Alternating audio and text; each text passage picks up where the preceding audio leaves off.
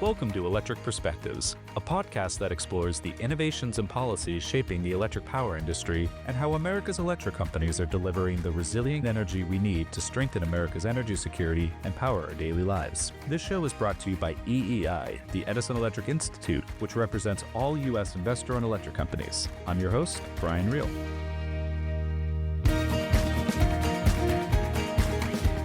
As electric companies work to deliver reliable, affordable energy and invest to meet growing demand, partnerships with policymakers is more important than ever.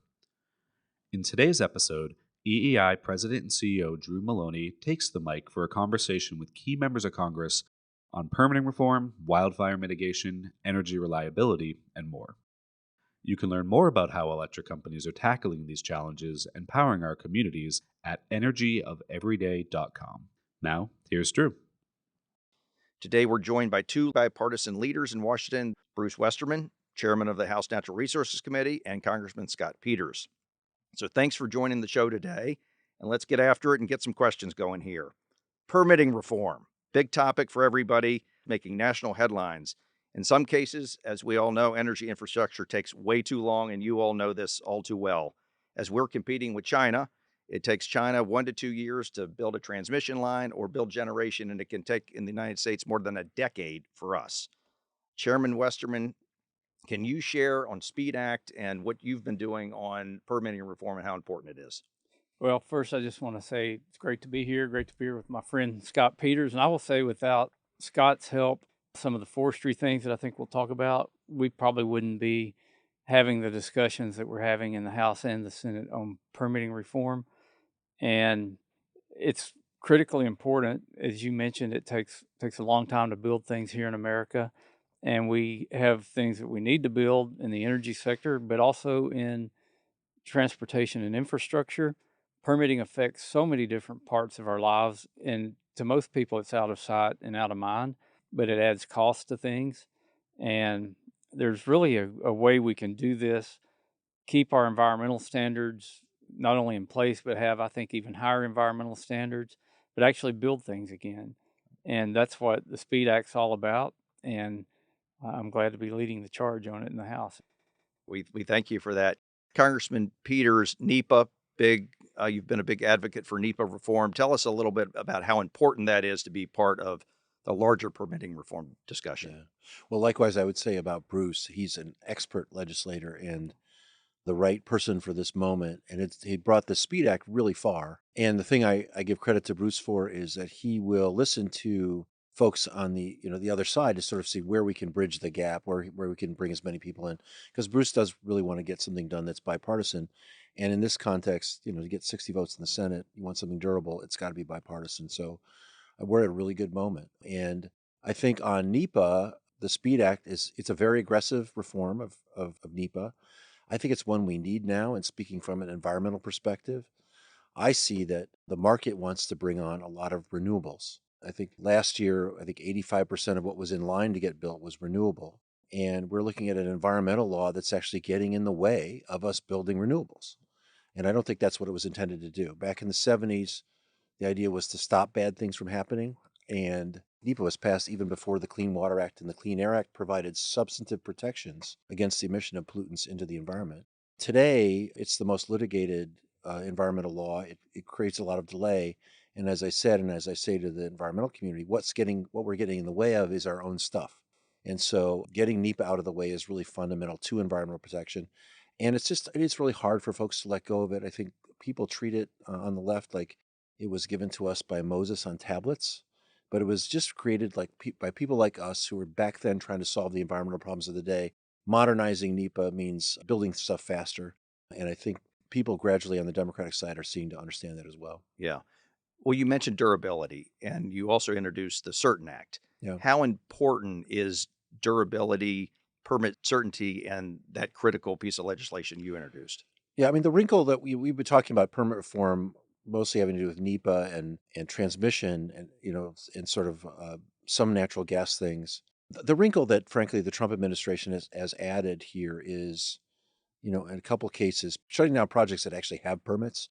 The Revolution Wind project, the offshore wind project off of Rhode Island is the starkest example. It's a multi-billion-dollar project with thousands of jobs, had a permit under construction to provide power to New England at 9 cents a kilowatt hour when, the comparable power rate is, I think, 18. So it's going to be cheaper. And President pulled the plug on it. And it caused a concern that, boy, we can't rely on that anymore. We better write this down. And so the other thing that's happening is Secretary Burgum is charged with signing off on each of the various steps for a wind permit on federal land, all 69 steps. And that's just not practical. So the Certain Act says basically, we want to make sure that there's milestones in the permitting process, and that once a permit is issued, it's observed. And we've had resounding support from across the spectrum on that, from nonprofits, from the solar industry, from natural gas, from the American Petroleum Institute. No one wants to see this in the next administration or in this administration. So somehow we want to build in components of that. And to Bruce's credit, when he brought speed to the floor for a vote, he had put about half of what we wanted in there already. And unfortunately, kind of got beat up by some of his colleagues, and he had to take it out. We got 11 Democrats on that. I think, the number would be closer to 30 to 40 if we hadn't done that. But I think there's a sentiment for dealing with certainty through the Certain Act or something like that. Right. No, that makes sense. Mr. Chairman, you've been talking to leadership, the White House, your Democrat colleagues about permitting reform. How optimistic are you that permitting reform can get done this year? I'm pretty bullish about it, and it really needs to happen this year. It needed to have happened years ago. There was an effort at the end of the last Congress to do some permitting reform, and it was evident pretty quickly that it was a good thing discussions were happening, but it just wasn't ready for prime time. I think it's ready for prime time now. I think getting the SPEED Act out of the House was a good milestone, and I know the Senate's working on it in a bipartisan fashion. I know the administration wants permitting reform, and it would be a real shame if we don't deliver for the American people during this Congress. And do you think, what are the vehicles? I mean, we're sort of running out of legislative days. Do you think this is hopefully a summer activity? Is it a lame duck activity? What's your crystal ball say about how we get this done? I wish I had a crystal ball. A reporter asked me the other day if I thought the SPEED Act could ride on the surface transportation bill, which is one of the rumors out there. I said, I don't know, maybe the surface transportation bill could ride on the SPEED Act, because I've actually got more confidence in the SPEED Act passing than the surface transportation bill right now. But the good thing is there's so much interest in it. In the House, we put together a coalition of over 400 different entities across the country from every state and from a whole swath of businesses and industries. And people are coming to D.C. to talk to their members of Congress and to senators like I've never seen before on this issue.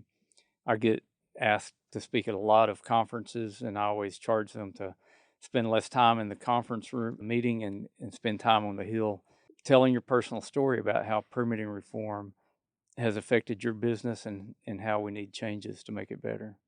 Well, you're exactly right. I mean, at EEI, I've never seen an effort so involved in trying to get permitting reform done.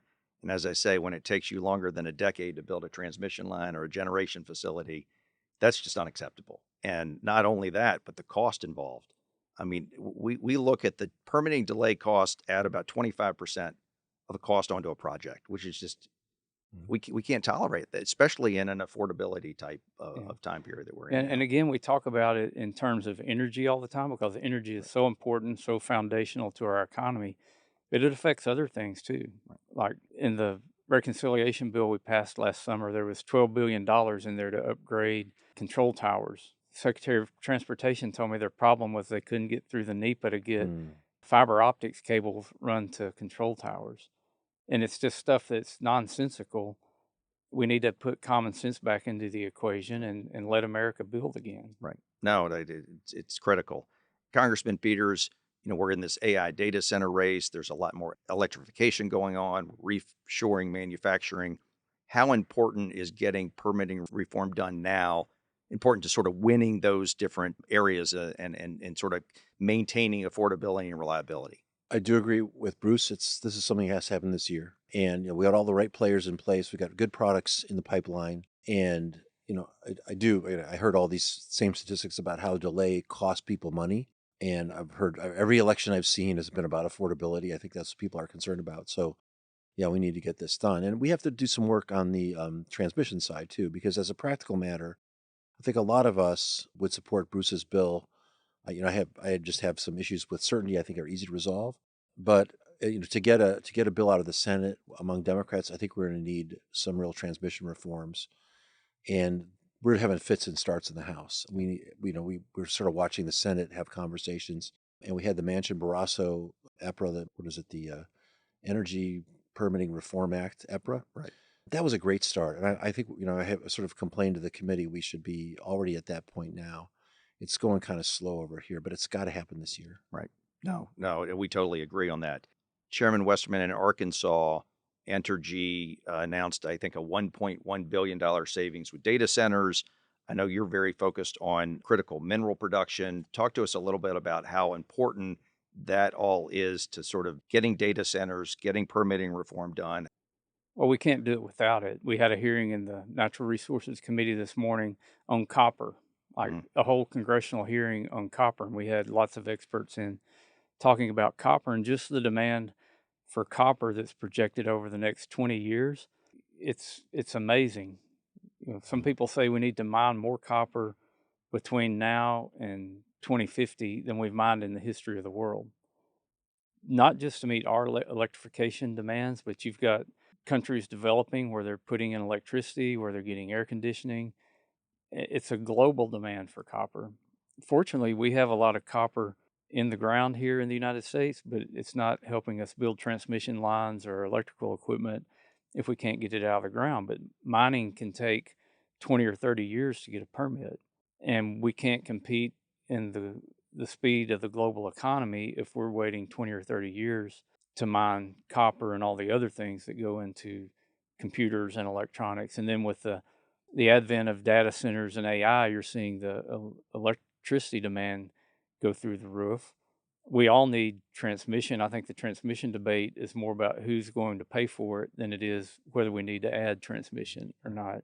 All of these things can be worked out. And when we get them worked out, I think people will be amazed what our country can do, specifically there in Arkansas. Arkansas is being pretty aggressive on building new generating power as it's needed and on recruiting industry and recruiting data centers to the state. I think what people miss is that if you're a utility, a data center is your ideal customer. It's a big, consistent, heavy load that makes your generating equipment operate at a higher utilization rate, which means you can produce electricity at a lower cost for commercial and residential and industrial consumers. And the data center can actually be a huge benefit to your grid operation and to your reliability and cost structure. So I hope all the other states keep saying we don't want data centers and they all come to Arkansas and we're able to take advantage of the benefits of having them there. Well, you raise a very good point, because I do think that the states that are doing it right on data centers are seeing downward pressure on rates for their customers, because of the point you just made, is that you can it's a fixed cost system, and if you have a large payer on this and the state has done sort of a large load tariff agreement, it's a big win for the grid in the state and the customers ratepayers. and the ratepayers. And Absolutely. you don't want to overbuild. You want to do it No. right. You got to do it right. But we got smart people that can do it right. And the other part of that is the data companies are willing to pay for the investments if you need additional generating or transmission capacity. And they're even saying they can set their data centers up that if there's a peak load, they can take their data center, they can throttle it back so that you can meet the demands other places, which helps you even more on the grid. Right. I'd say too, I just came from the energy subcommittee today. There's a remarkable consensus that data centers should pay for their costs and assume their risk, because you don't want stranded assets and so forth. And I think, as Bruce said, they have a lot of money that they're willing to invest.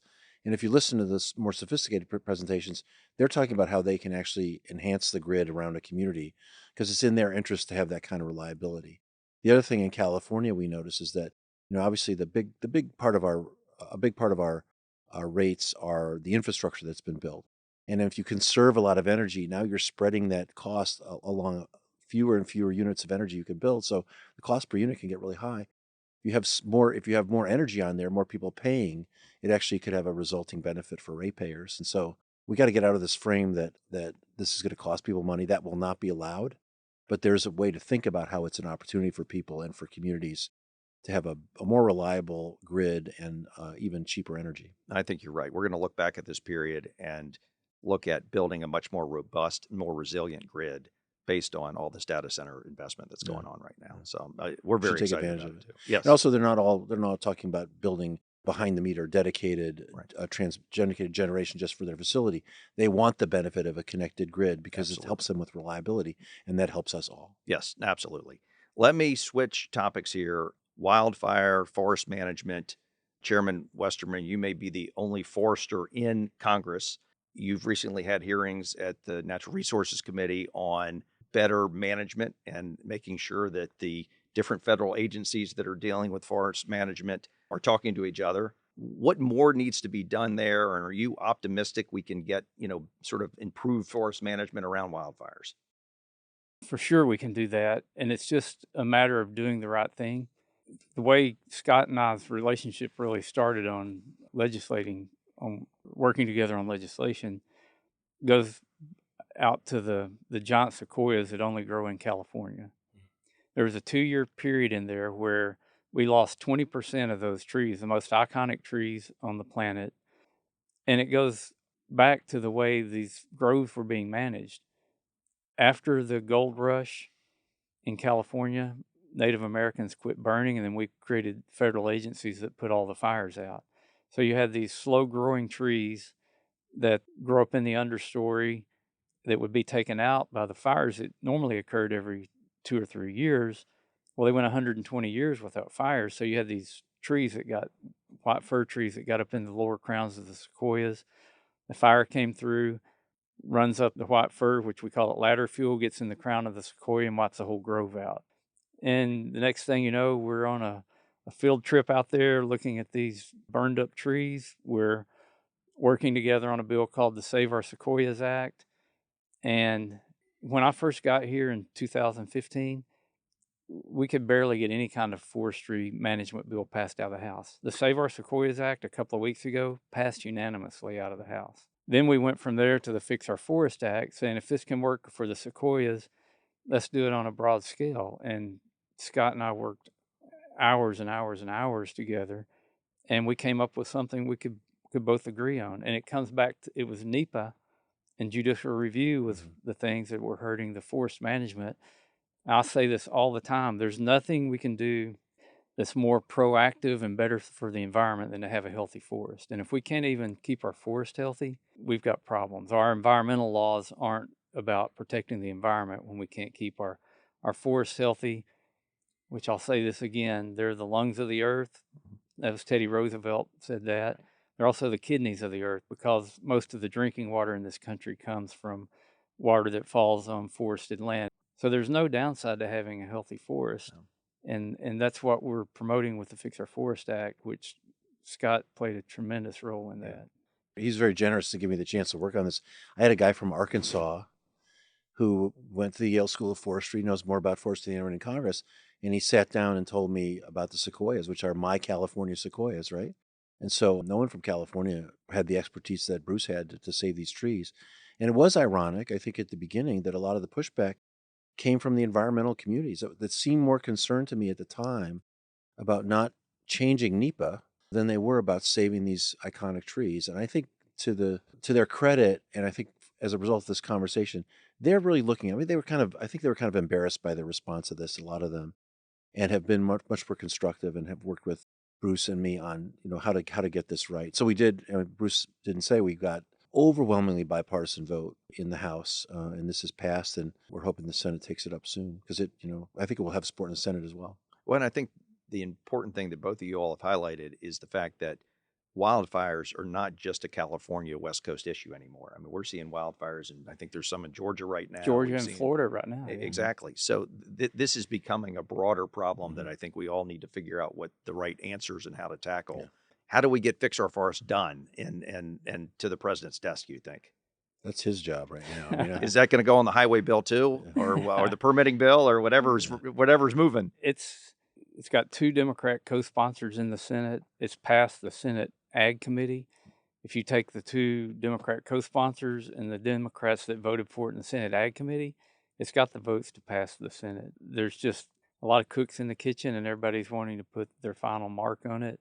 And I'm really, really hopeful that this will pass soon. It should have been passed long ago, but we work on it every day, trying to get it across the finish line. Yeah. You may be going to talk about this too, but for your listeners, I mean, I think the California electric bill is about a third wildfire management. That's exactly I right. mean, SDG&E, San Diego Gas and Electric, really did a lot of innovation around meteorology as a utility, because they found that if something burned, there's a lot of reasons why things burn. One of the ways you can be ignited is from a power line. But if that happened, then they were responsible for all of it, and all of us ratepayers ended up paying for it.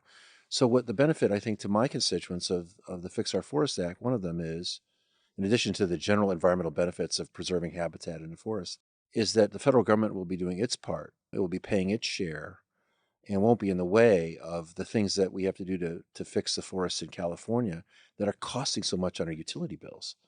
And I don't think people understand that as well. I know your folks do at EEI, but Right. that's a really critical cost control thing for us on our electric bills in California. Yeah, no, absolutely, and that's why we believe it's so critical to get Fix Our Forest passed this year and get it to the president's desk. So let me focus on one last point here. You know, we all talk about the political division in Washington, but you two are a great example of a partnership that works. You work together on permitting reform. You're working together on wildfires. How does that partnership work, and what lessons can be learned so we can have more of these types of partnerships here in Washington? I'll say, I think, speaking for myself, this is not that good a job if you don't get stuff done. I like solving big problems. I thought there would be more of that here. I thought that would be the natural thing. But some people are only interested in politics. Some people are interested in TV. And some people are scared of their own shadow. I think what I've learned, and I think Bruce feels this way too, is you see a big problem, you can follow the facts, you can start with the right answer, and you can build the politics around that. That's what I've done. I mean, I think we've touched a lot of what people thought were third rails on the left, and there's no third rails. People understand that to solve the problem, you come up with the right answer. And I also found, by the way, that it has not hurt me electorally one bit. People like that I work with the other side. I mean, Bruce is conservative. I don't want any Arkansans to think he's some sort of left winger, because that would hurt him. And it's not true. But the thing is, we can agree on this kind of stuff, and he's got expertise that I can use. So if we come up with the right answer, you can build politics around that, and the politics can be successful. So that's what I would like to say to my colleagues. I think it's really fun to solve big problems. I really want these bills to get passed, and I will feel like I would have made a contribution as part of my congressional career if we do. Yep. Chairman? Yeah, I would agree with what Scott said. You know, I served in the Arkansas legislature for a couple of terms before I came to Congress. And my background, as we've talked about, is engineering and forestry. So I always define an engineer as a glorified problem solver. That's what you learn in engineering school, is how to solve problems. And I'm with Scott. I didn't come here to complain about things or to go on TV and make some point. I want to actually solve problems to make the country better. And the way you solve problems is you figure out first what the problem is. They teach you in engineering school, define the problem, do the math, or come up with a plan, do the math, and present the answer. It's really what you do in Congress. What's the problem? Here's a plan to fix it, do the work, and then that last part's the hard part, Yeah. presenting it and getting people to accept it. But you have to have people that you can work in good faith with that want the same objective. So the first thing you got to do is find some issue that everybody wants to fix. Like, who wants to see our forest burn down? Deep down, we all want to fix that. Who wants to see it take forever to build things in America, and who wants to see us fall behind China in lots of different areas? I don't think there's many people that fall into that category.